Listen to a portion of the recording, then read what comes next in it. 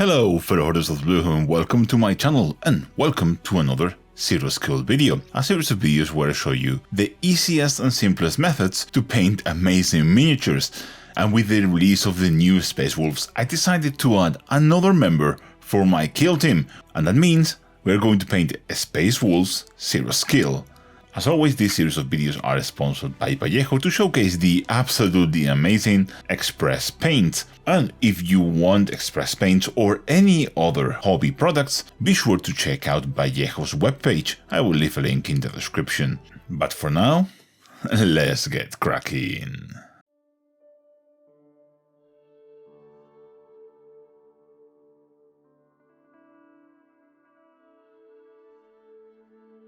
As you can see, we are starting from a base coat of white spray. In my case, this is Vallejo white spray, but any white spray will do.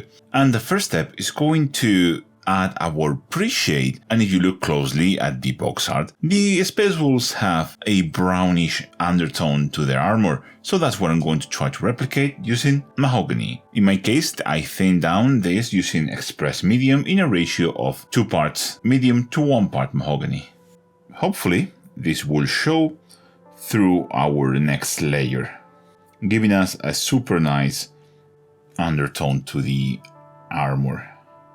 This step is not crucial or very important in terms of being neat, but obviously the neater you are, the better result you will get.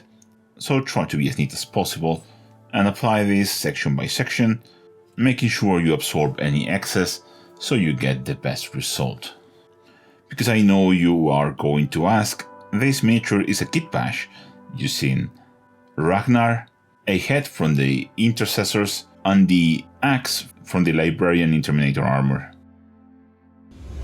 Our layer of mahogany is now fully dry and I'm going to do my first round of dry brushing, and for that I'm going to use Ivory Tusk from Two Thin Coats. If you don't have Two Thin Coats available or you don't want to buy them, Palette Witch Flesh from Citadel will do just fine. We use a satin paint instead of a super matte paint because one coat paints work better over satin base coat, so that's why we use a satin paint for our dry brush. We want to build this in subtle layers and we want to leave the brown in the recesses and in the shadow parts. The more work we put onto this dry brushing, the better the model will look overall. So it's really worth it to spend a little bit more time than usual when dry brushing this to get the nicest result possible.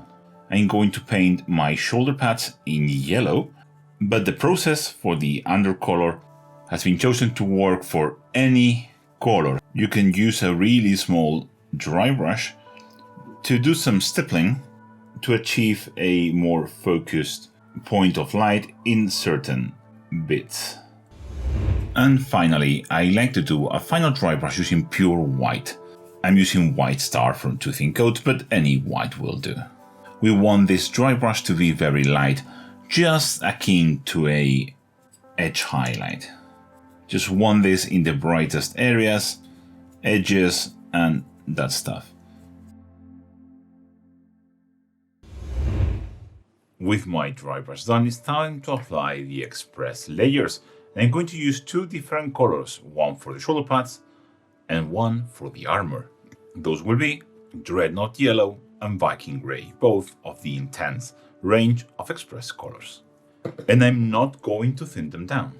It's very important that we take our time in this step. This is the crucial part.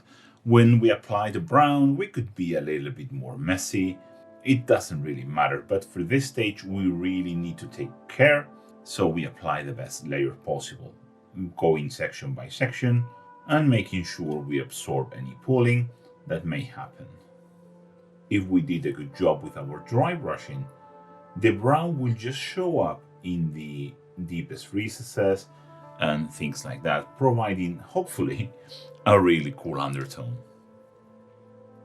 In the case of this color scheme in particular, the pre-shade is not going to be as prevalent or as intense as something like the red armor or the yellow armor, because the nature of the of the baby blue color means that it's a bit more opaque, but it will still show through and give us a bit more interest.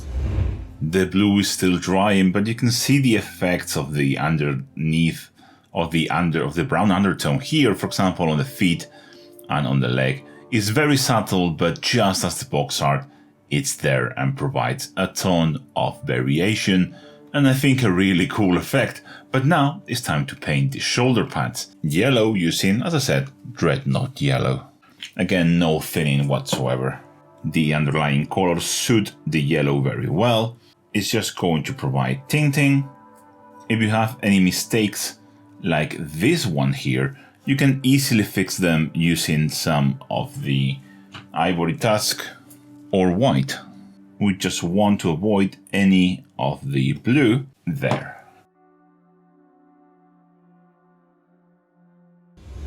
Our basic steps for the armor are now done, and I decided to paint all of the surrounding details, just a base coat and a contrast, or in the case of the metallic details, just a base coat on a wash, just to showcase the final look of a model painted to this level when everything around is painted, because it can be very confusing to see the final result with all of the other details not finished. And I think it's a really good standard, but as always, I'm going to show you how to take this to the next level. And the first of the optional steps that I'm going to do is a recess shade. I've never done this for any other zero skill, but because of the nature of the Viking Grey, that means that the final result is less contrasty than my previous colors. And this is very simple.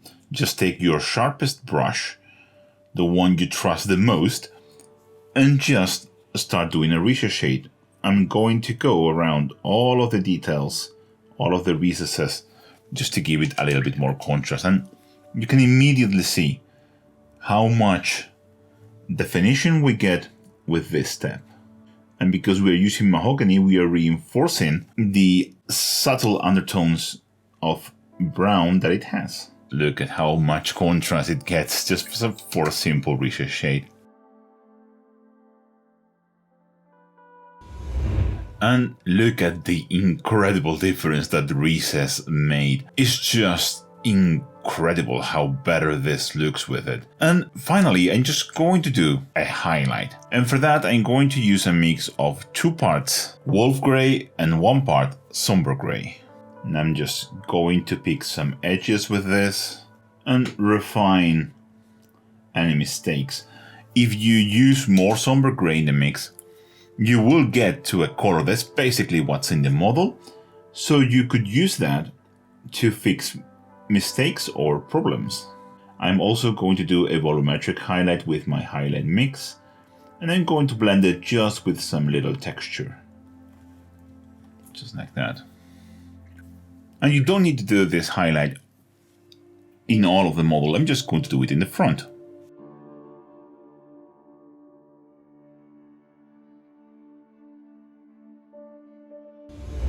And to finish off the armor, I'm just going to do a final highlight of wolf grey. And this is going to be exactly the same, but just more concentrated.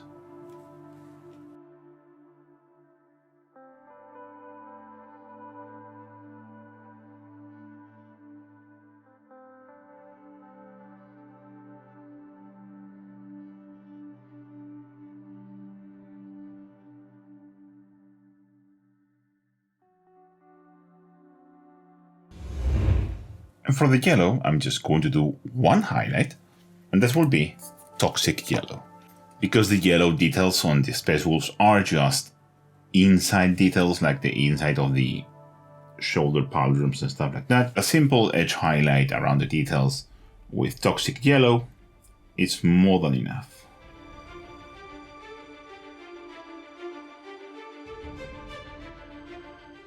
And here you can see the Space Wolf finished. I love this miniature, and I say this as a Dark Angel appreciator. From the kit bash to the paint job, this mini looks absolutely stunning, and I actually enjoyed painting it quite a lot, and it's going to make for a great centerpiece for my team. And speaking of teams, I have to thank my absolutely amazing patrons, which are helping me to go through the transition to the new studio. Without them, I wouldn't be able to do this. So, if you want to join the list of these amazing people, you will have a link in the description.